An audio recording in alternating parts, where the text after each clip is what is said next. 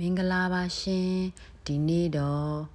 တီးဆုံပဲကလာဟင်းလေးချက်ပါမယ်ဘဲဥလေးပါထည့်မယ်ပေါ့နော်အမှန်တော့ဘဲဥမဟုတ်ကြက်ဥပါသမီးလေးတွေလည်းကြိုက်တယ်ဆိုတော့လေပဲက2မျိုးပဲနီလေးရယ်ပဲဝချမ်းရယ်ဒါကထည့်တဲ့အသီးနှံတွေပါဘူးသီးရွှေဖယုံသီးခရမ်းသီးနဲ့အိန္ဒိယပဲသီးလေးပါရှင်ဒါကပဲနီလေးကိုပြုတ်ထားတာပါပဲနီလေးကိုစီကြောတန့်စင်ပြီးတော့ဘူလေးနဲ့ပြုတ်နေပါတယ်ကျုပ်လေးစူပါပြီ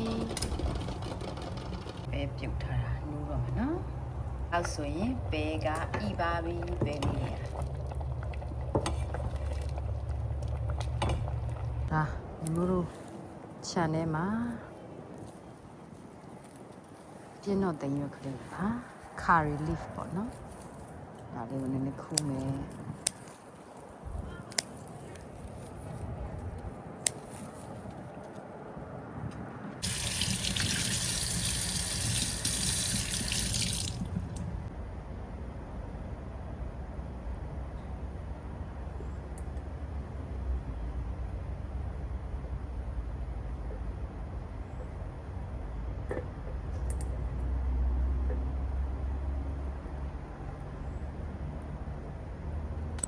ကဲဟင်းချက်စီလေးထည့်ပါမယ်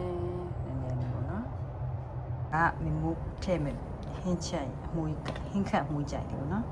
စက်တော်နေလေးရယ်စက်တော်ဖြူလေးရယ်ပြင်းတော်သိမ်းလေးရယ်ဒါပဲထည့်မယ်နော်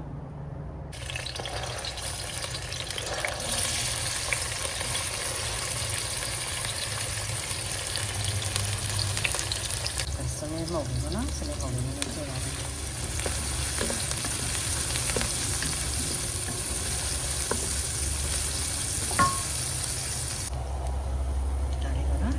ထည့်မယ်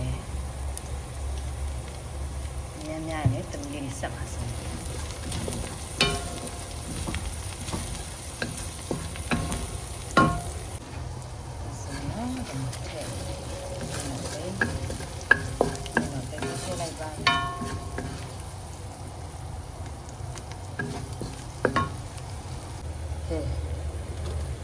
ီလိုဖြစ်ပြီးဆိုရင်ပဲဒီထည့်မယ်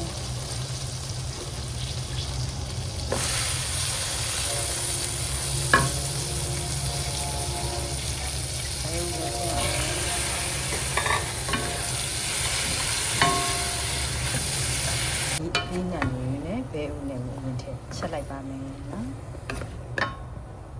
စီကနေနဲ့ဆက်ထားပြီးနားတော့ထည့်ပါမယ်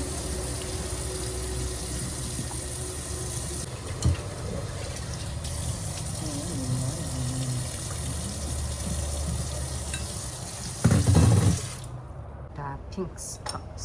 salt နဲ့ထည့်ပါမယ်ဆူလာပြီဆိုတော့ fish sauce လေးထည့်ပါမယ်ပြီးရင် salt ထည့်ပါမယ်နေထားရအောင်ဆိုရင်ခုနကြံတဲ့ပြင်နဲ့ထည့်လိုက်ပါမယ်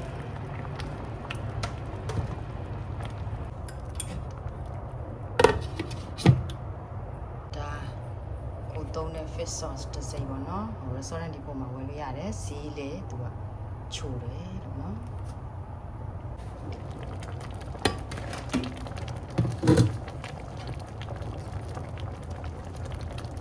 tamarind sauce ထည့်ပါမယ်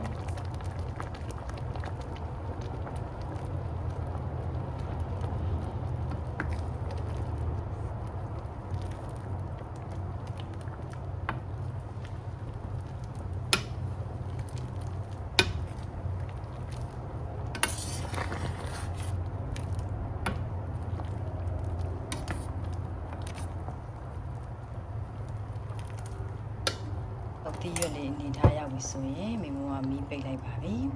ပြီးရင်မေမိုတို့တိုင်လုံး favorite sweetie masala လေးအုပ်လိုက်ပါမယ်